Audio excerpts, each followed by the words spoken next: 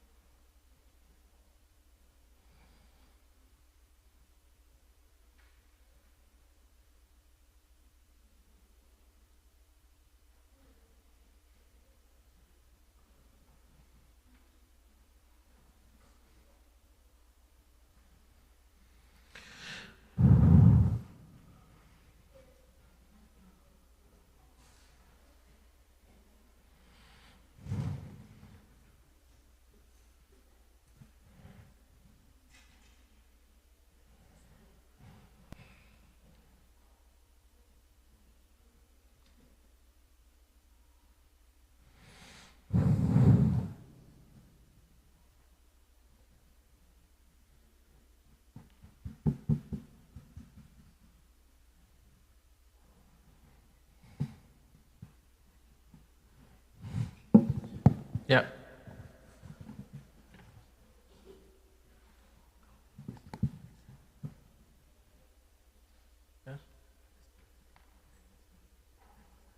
Yeah. We haven't released that yet. It's not released yet. Yeah, it's coming, inshallah.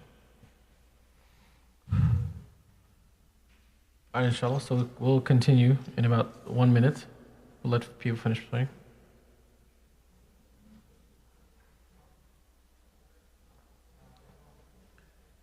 Yes. Alright, inshallah.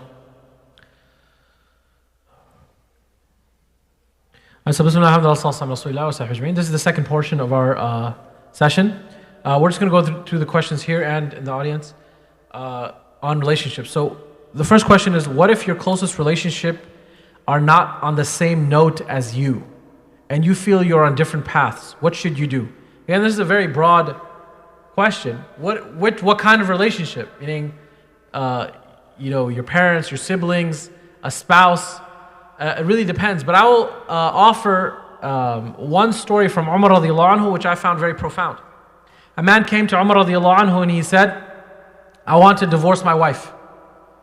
So he said, why? He said, I don't love her anymore. It's something you hear today. Is that not true? Yes, all the time. And he said something very beautiful. He said, and is every single relationship based only on love? What happened to responsibility and loyalty and love and essentially appreciation and mercy? So he was trying to draw attention to the man that we all signed up for a responsibility. We are beholden to the person that we get into a relationship with. Yeah, we're not of the faith group which believes it's haram for you to get divorced. That's not true. Divorce is completely halal. There's nothing wrong with divorce if people find irreconcilable differences. But we're now entering the opposite extreme, where people in my generation and even younger, they're getting divorced over some of the most ridiculous things. They find irreconcilable, or I believe, honestly, it's a lack of fulfilling responsibility in some ways as well. It's not about, we don't, like extreme cases like domestic violence or some issues which are very, very severe. It's irreconcilable differences according to this group, and they're like, okay, khalas, we'll call it quits. Allah subhanahu wa ta'ala used the word for nikah in 3 contexts in the Quran. One of them, or the word that he used as describing marriage is mithaqan ghalidan, which means a weighty, heavy covenant. A weighty, heavy covenant and responsibility. He said the same thing, the same word for responsibility of prophets fulfilling their prophethood. Communities fulfilling their duty to Allah, like an entire society. And marriage. You took a heavy, weighty covenant when you got married. So now we have a lot of young people, which happened recently. I'll give you a simple story. A young man basically came to me and said, I want to divorce my wife, we're not getting along, etc., so on and so forth. And I said to him, weren't you the same guy that last year was crying that you didn't have somebody to marry? and saying the struggle is real and all this other stuff, and you were praying in your tahajjud and taraweeh and all that, and you prayed istikhara and you marry this woman, and now you can't deal with the struggles of marriage? Aren't you that same person? When you were happy you married her and you said alhamdulillah and all that other stuff, now you can't deal with it? Why? Because we're not prepared for what we're getting into. People are preparing for a wedding, they're not preparing for a marriage. You understand? Marriage is not easy. It's a lot of self-struggle. It's a lot of overcoming your own nafs in many ways as well.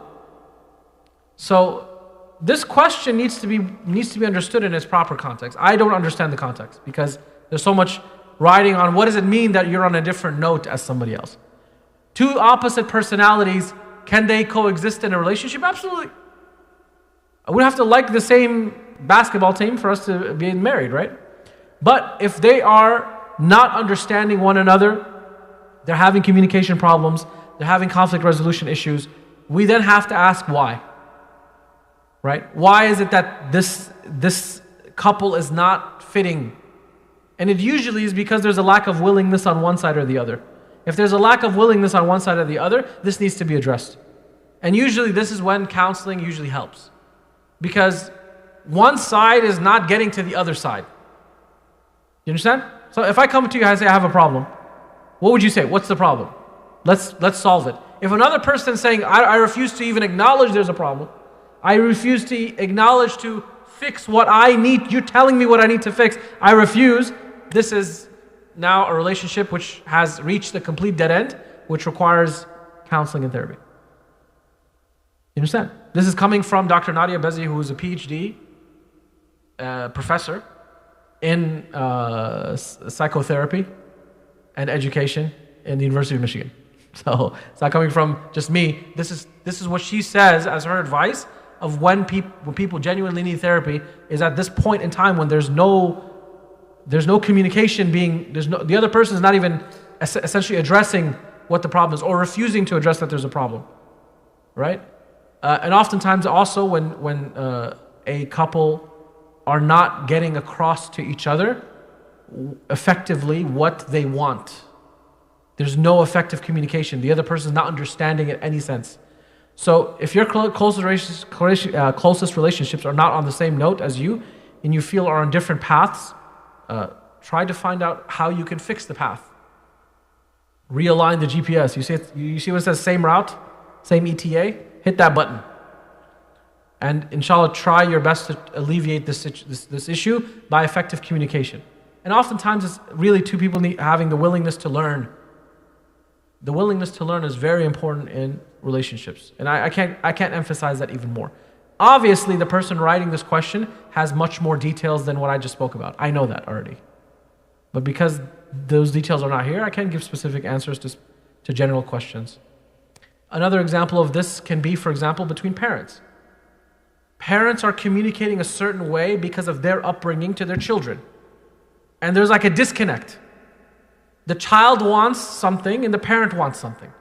And oftentimes they're speaking on two different channels. So what it needs is parents to do one thing. Listen to your children. Listen to them. Don't just demand constantly. I bore you and I gave birth to you in 9 months and food and all of this is not allowed in Islam. You cannot remind your children of your favors as a form of leveraging. It's not allowed in Islam. It's called men. Or for example, a husband comes home to his children and says, I worked the whole day to provide food on the table. Nobody cares. That's what you're supposed to do. It's an obligation. You're not allowed to say this in Islam. It's not allowed. A wife cannot say, I've taken care of the children the whole day and I've done this. Not allowed. Not allowed in Islam. It's called men. You're not allowed to remind others of your favors. So what you should do is just say what your problem is. It's called I statements. I want this. I feel this way because of Y. You did this. I want resolution Z. Get to what the issue is. Resolution. State your emotion. Why do you feel this way? What the person can do to resolve it, and move on. This is how things are resolved. So parents sometimes just need to listen to their children. This is very difficult sometimes. And children, don't know how to effectively communicate what they want from their parents. Okay, so I hope that this has been somewhat of answering this question in particular, but again, it's very broad, inshallah. Is it right for parents to stop their child for asking for someone's hand just because they sense their child isn't ready, but the child doesn't want to be in a relationship behind their parents' back? It's a very good question. Is it right for a parent to stop their child for asking for someone's hand because they sense their child is not ready? Yes, they can advise them, you're not ready. I don't see maturity in you. Where is their sense of responsibility? One very simple question is, how are you going to provide? Where's financial responsibility? You cannot say, Jibreel alayhi salam is going to give you a $3,000 check every month. That doesn't happen. Allah is going to provide. You have to find a strategy. So a lot of young men, they don't have a strategy. What do you plan on doing? Like, where is it coming from? Right? So financial maturity, emotional maturity, psychological maturity, this is very important. I'll tell you a story recently that happened to one of my students. It's very beautiful. He came at 17 to his dad and said, I want to get married. His dad laughed at him in his face. That's not the point, okay? But he laughed at him and he says, are you serious? What are you going to do? And he says, you know what? You'll learn. So go ahead. So he said, between the ages from 17 to 22, he tried to get married and find a suitable girl to marry. He got rejected 3 times. Okay? And then he learned on the 3rd time that, hey, if you're serious, what are you bringing to the table? How are you providing for a family? Is the first question that people ask. Right? And the first question that a woman should ask, like, okay, thank you very much. What are you providing exactly? But more importantly, he himself said to me, now he's like 22, he said, I really learned that there's a lot more growing up I need to do before I get into a relationship. And I said, may Allah bless your parents. You know why? Because the parents let him learn that lesson. You don't need to sometimes always force your child to grow up.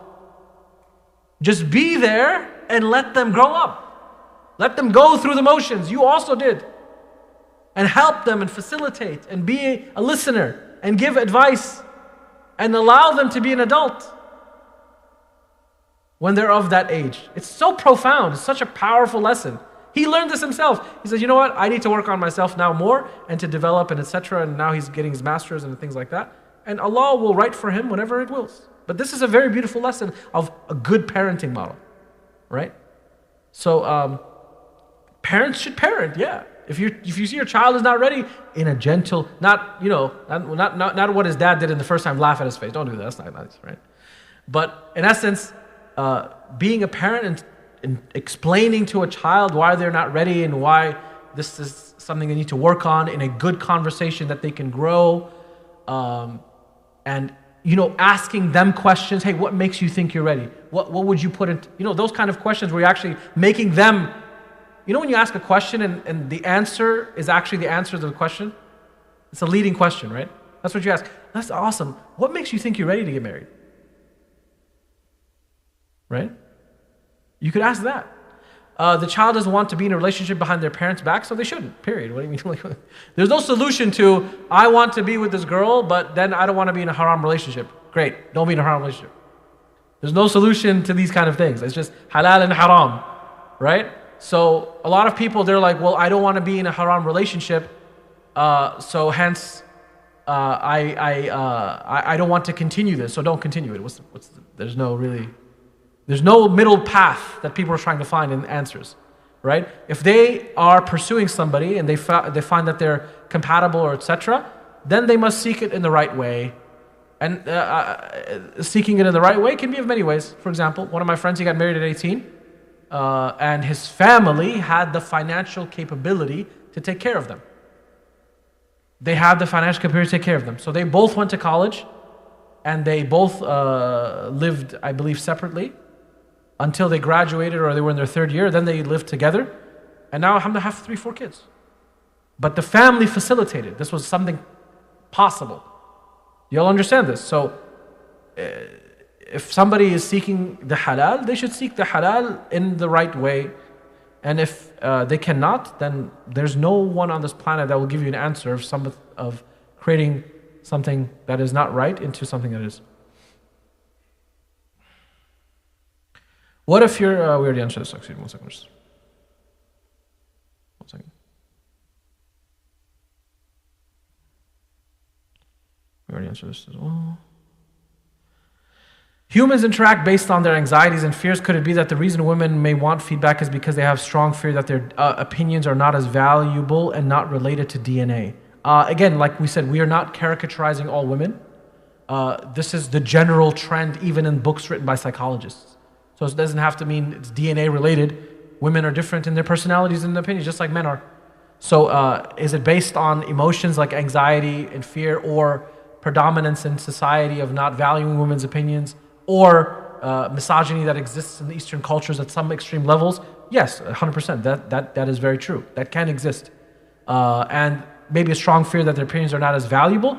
That's not always the case, even in cultures which have this problem. Because as you all know, even from your own personal anecdotal experiences, I have experiences where women have just as strong as a voice, if more so than men, in certain societies. So yes, environment, emotional, you could say anecdote, all play a role, but no doubt, we cannot deny this. There is a physiological difference between men and women. This is just human fact. Men and women by gender are different. So hence, physical capacity as well as physiologically, there are differences. And this is heavily studied in biology and physiology as well, which are being more under question in our time than they were in the past thousands of years. Why? Because we intentionally want to create gender fluidity. Absolute equality between genders. Absolute. Equality means in every single capacity, to the extent that there is no differences between men and women. This is just ridiculous. We cannot accept this. There is differences, even physiologically, and that's been a fact until recent times. So this is something I want to relay as a baseline. Of course, factors which impact that are very important. So hence, why the recommendation I made in terms of understanding the opposite gender as a general default. But then, of course, catering to the person that's in front of you and their, of course, norm, whatever it is norm to them. Can my parents stop me from marrying a girl who's a year older than me just due to age? There's a deeper underlying problem in this discussion. This question being asked means there's a communication problem with your parents. Right? Why would parents stop you from marrying somebody because they're older? What's the underlying fear? Right? Why is it breaking down to this only facet? Like, literally everything else checked out except this? That's impossible. It's impossible. So there is an underlying problem here. You understand what I'm saying? The reality is that, again, I've already spoken to the idea of parents and children being able to effectively communicate. So I'll give you a simple story for a number of these things. There's one of my students, he said I had a very good relationship with my father. My father wasn't somebody that enforced his views on me ever. So I want to preface that before the story. He said, I met this woman, this girl, online. And the way she portrayed herself as if literally everything I've ever wanted. Right? And what happens is, he said, I fell in love with her, I want to marry her. So I went to my father and said, I want to propose to this girl. I want to do it the right way. And his father didn't get a good vibe, even though the way he presented her is, apparently outwardly righteous and etc. He asked about their family. And his father simply said, son, I don't think it's a good idea. But you're free. I just don't think it's going to work out. So he said, I resented my father. But he said, you know what? At the end of the day, talking to my mom, and she was also not feeling right with it. Talking to my father, they weren't feeling right with it. I decided not to pursue it. So I broke it off. He said, literally 2 months later, I found out what she was portraying about herself was a complete facade. It was a complete lie. And he said, I don't know what it was like divine, like something my father figured out or whatever. But subhanAllah, Allah saved me from this huge mess that I would have been in if I had disobeyed my parents. I'm not saying this is all the time. Sometimes parents are irrational as well. It just needs a conversation. But I'm saying to you that there needs to be an open line of communication here. This is not a reason to reject somebody. Laughable, right?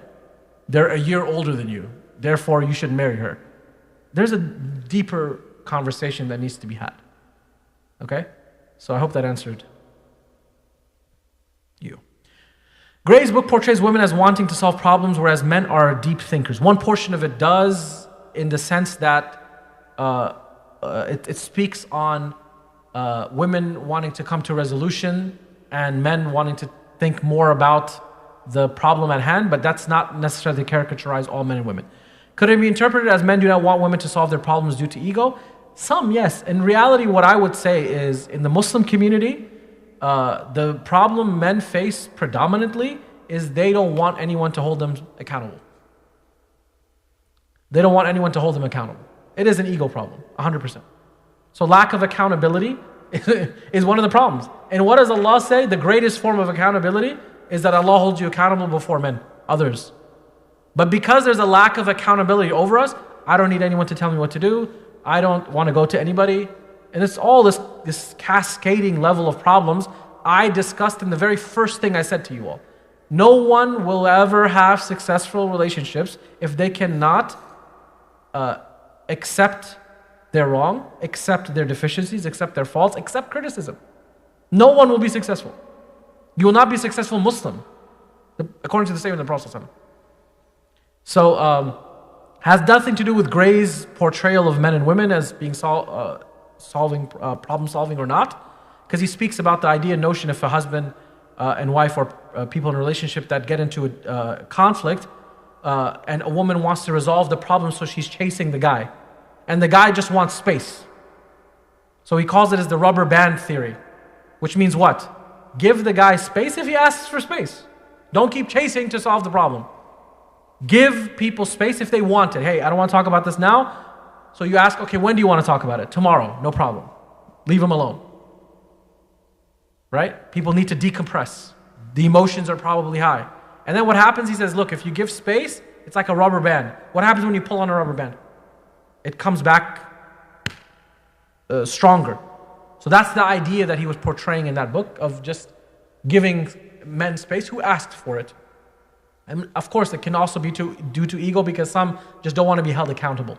And this is a deeper problem. Again, this is a personal issue, which is prevalent. And it exists, by the way, both men and women. But I'm seeing as a predominant problem of people just not wanting to be held accountable. Kids are likely to talk more with their mother than their father. Not all the time. Again, this is an anecdote. This is your situation. Because I know people who sometimes feel more comfortable talking to their father. But maybe in your situation, okay. Because here there's compassion, then fear from women. Yeah, it could be the opposite. I think this was just a comment. It could be the case, and also could be the opposite. I know some people, they feel comfortable coming to their father because they don't want the motherly judgment sometimes, right? In either case, there is a confidence in one or the other parent, which is good. Which is good, meaning what? Somebody feels comfortable to come to a parent and to communicate. But again, I think this was a comment. I think this was a question. What is the fatwa for closing your eyes in salah? Perfect. The fatwa for closing your eyes in salah is that you should not do that for a prolonged period of time. Imam al-Ghazali says this is the habits of Buddhism. And you can see this from yoga and etc. We just close your eyes for a long period of time. Silent, as they say, silent meditation is not allowed in Islam. You shouldn't do this. What you should do is, as Imam al-Ghazali says, is reflection. We use tadabbur, like reading something, reflecting on it, doing dhikr. This is an action. We don't sit there silently for hours. This is not allowed, right? Rather, we are a deen based on action. And as far as the salah, you cannot stand there with your eyes closed. And even if it says it gives you more focus, no. You should train yourself that you look at the place of prayer or somewhere where it does not make you lose focus, And if you need to momentarily close your eyes to regain focus, that's fine. But you cannot close your eyes for the entire salah. It's makruh. Yes. And the baby's like smiling at you the entire time. Okay. So the Malikis actually say that they, in the Maliki madhab, they actually look straight when they're praying. You understand? So what we get from this is that look in the place where it will least distract you. You understand? So the Hanafi madhab and the Hanbalis, they say that you look at the place of your sujood. But if there's a smiling baby looking at you in the face where your sujood is, it's going to be distraction. So just look a little bit above that.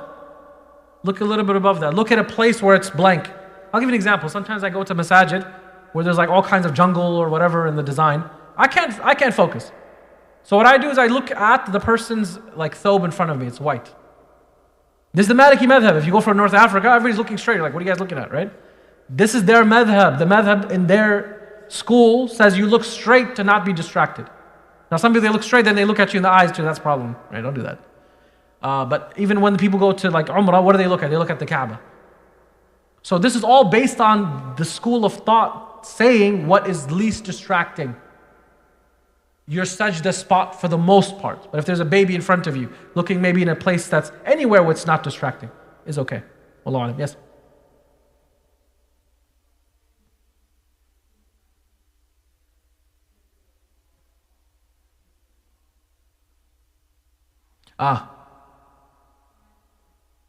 Okay, so when a child wanders off, they have those beautiful like accessories where you tie your child to your arm.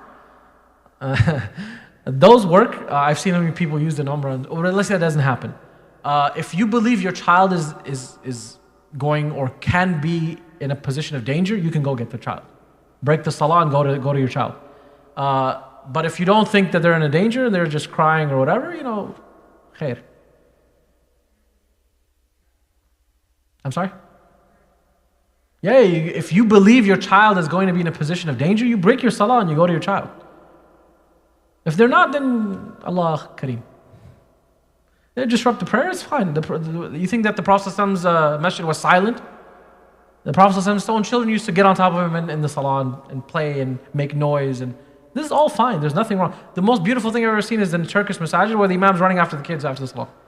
Like, we should normalize certain things. We're in a society where you can't just create an absolute silence for these things.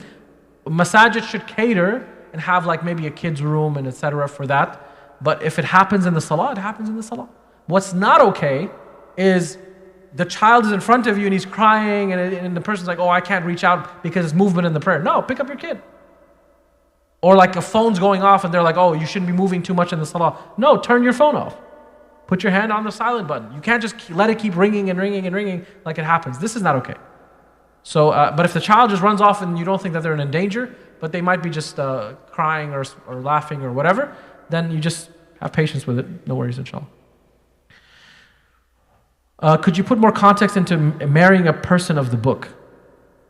Allah subhanahu wa ta'ala says in the Quran that men are allowed to marry a person of the book, meaning a Jew, Christian, or Magian. Magians are very rare these days.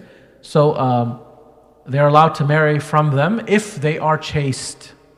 So that means if they were, they had intimacy prior to marriage, they must repent from that, and the person can marry them if they are chaste. And they should understand that they are responsible for the upbringing of the children. So this must be absolutely clear.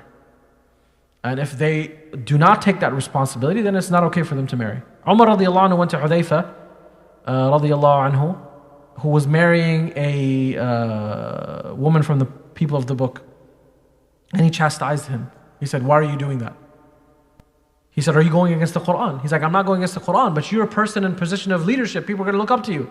If you marry a person a woman of the people of the book, then what about all the other Muslimat? Who are they going to be left to? So he chastised him as an advice, like, I'm just advising you, don't do this. And I take the view of Umar ibn Khattab. Because the reality is, I'm sorry, just based on just pure experience in this country, A lot of the people, a lot of the guys that marry Christian women, they're not, I don't even know if they're Christian for the most part, or Jewish women, or etc. They're not the very best example of a upright, righteous Muslim. So it's just creating a bigger mess for the sake of just keeping it halal and so on and so forth. I know a lot of young people that are half Christian now and half Muslim because of these issues. So for me, I don't conduct a marriage personally of this type. Unless I tell them, I say, listen, your future spouse has to come to our class for 3 months. So they can learn what proper Islam is and all that, if they're accepting to Islam. That's my policy. And then it usually goes to somebody else. So at least I don't want to be responsible for this because of the problems that we're seeing today. And this is plenty. And there's been cases where the guy comes here on a student visa. You guys seen this. They marry some lady and then they divorce her, leave her here with children. In some cases, they leave Islam. In some cases, alhamdulillah, they become better Muslims.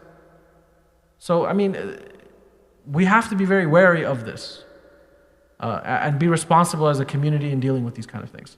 But at the end of the day, if I don't conduct this kind of marriage, they're going to find somebody else that does. Because people, unfortunately, are very legal when it comes to some of these things. I am not. Men need to respect women and men need respect and women need love. Could this be reinterpreted in patriarchal situation as men need acceptance of their actions, perfect or imperfect, and women need explanations to relieve fear? Again, this is looking at it from a lens of absolutes. I don't think it's absolute in any sense. I think that this is predominant in some cases, and it really depends on situations. So it's situational. Is it patriarchal situation as men need acceptance of their actions? Not necessarily, because why? The term patriarchal has been used as a pejorative, almost like a negative term. But in reality, Muslim Sharia is patriarchal in many ways. And it's also matriarchal in many ways. You understand? The term patriarchy in and of itself is not a negative thing. And the term matriarchy in and of itself is not a negative thing. But because of popular culture and the negative components of it, it's been made as a negative thing. For example, Allah says in the Quran, الرِّجَالْ قَوَّامُونَ عَلَى النِّسَاءِ. Men are the caretakers of women. Is this patriarchy? Absolutely it's patriarchy. But guess what? It's matriarchal. Why? Because men are completely been given the responsibility to take care of the financial and security and preservation of women that they marry as a binding obligation. And in fact, Al-Qurtubi says, if they don't uphold to this obligation, then their guardianship, or if you want to call it, or qawama, is removed. Because they didn't uphold to it. So I'm telling you, like, this terminology is very, we need to be very careful using this terminology. Because this terminology comes from a particular construct. Our constructs needs to be built upon Islam. It can't just be haphazardly done. What should you do if you are somewhat compatible with someone for marriage purposes, but there are some things you don't agree on? Depends on what? Really what, like food? Or what things don't you agree on? Lifestyles is a big question. The way we answer this question is you have to set something called negotiables and non-negotiables. What can you negotiate and what things are not negotiable to you? You have to decide that. No one can force and make a list for you. So if you're compatible, but there's certain things that are non-negotiable to you, like for example, I want my own house. He has to live with his parents because they need to be taken care of. This is now a discussion where are you willing to negotiate or are you not willing to negotiate? And I know people that have not gotten married because of things like this. These things need to be talked about. She wants to work, you don't want her to work. You want her to provide. You want to provide for the family. These are discussions that need to be had. So it depends on what you don't agree on. Can marriages work on things that you don't agree on 100%? Absolutely. But at the end of the day, there's need to be a decision made. Isn't it? Yes. And that's why those discussions are good for premarital counseling in general. Okay. So obviously now we're going to get into lots of... These things are not going less. It's still 1 of 13. Okay. Actually, there's 3 left. Oh, 3 left. Okay. Can you just workplace relationships etiquette with the opposite gender? Yeah. Be professional. Be courteous. Be kind. And do not...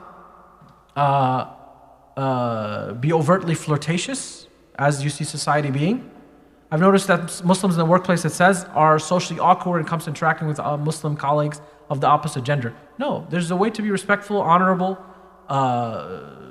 candid, nice. You can be, in a sense, open and, again, professional. There's a difference between flirtatious and being social. Huge difference. Okay?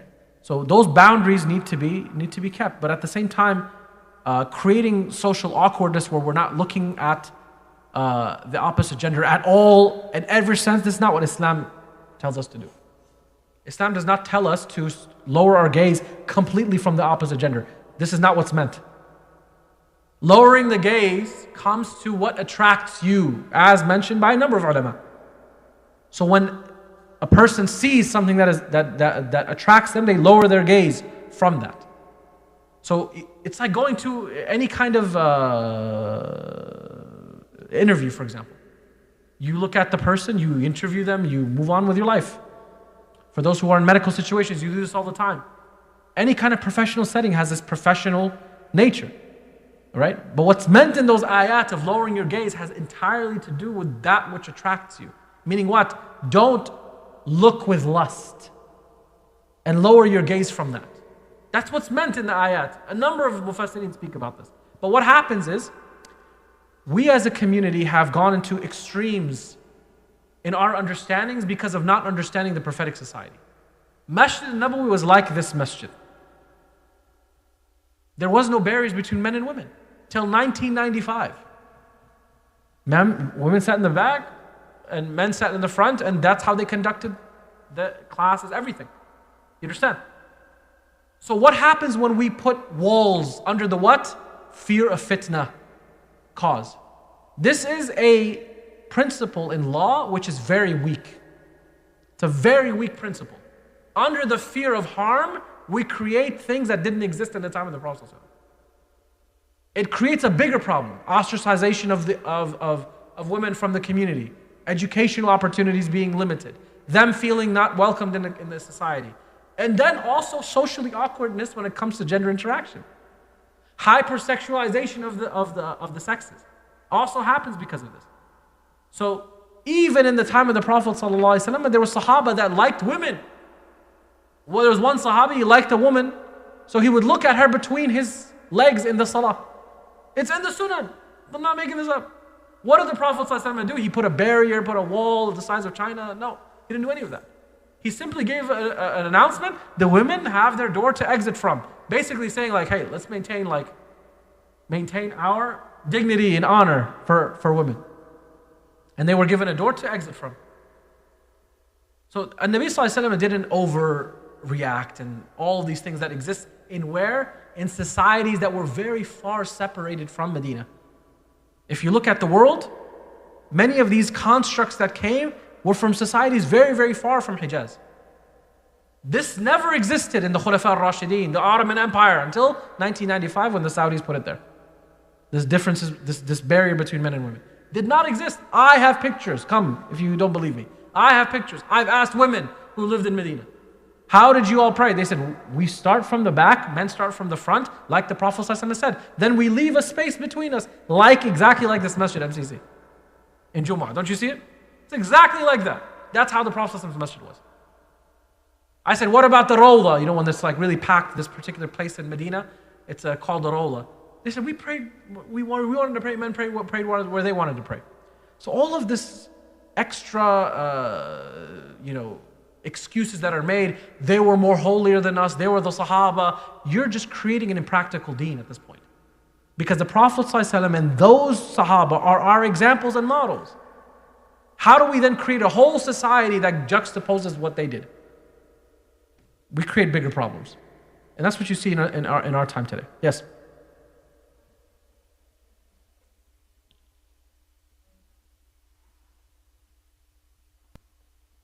Yeah, you're in the medical field, this is a medical necessity, even more so. So again, in the medical field, there's a lot of medical necessity. And Islam allows what's in darura, in necessity. And there's details, of course. How do you deal with trust issues in a relationship? And these are another whole lecture. Whether it's a marriage, friendship, parent, or child, one person can't trust another person because of something that happened to them in the past. This requires counseling. It requires more details. I don't have, unfortunately, the time to get into at this point.